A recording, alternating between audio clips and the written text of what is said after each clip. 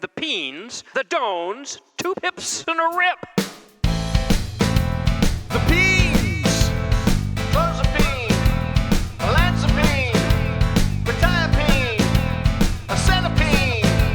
The dones, spiridone, paliperidone, haloperidone, lorazepam, trazodone. The pips, aripiprazole, brexpiprazole. And the rip, cariprazine.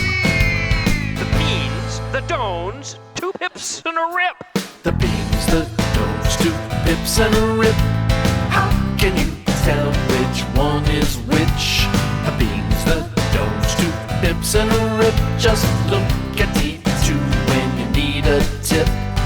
All of these receptors that you see to the right, compared to D2, they don't bind very tight. So when you dose a drug to block D2, the effects of these receptors will be very few. D2 in conventionals ain't very special. Adding 5-HT2A to the left is essential for EPS and prolactin to be low or gone. Gone, gone, gone. The beans, the dones, 2 pips and a rip. How can you tell which one is which? The beans, the dones, 2 pips and a rip. Just look at D2 when you need a tip.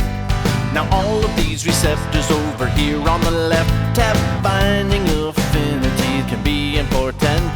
So when you dose a drug to block D2, you can bet you'll see effects from binding it too.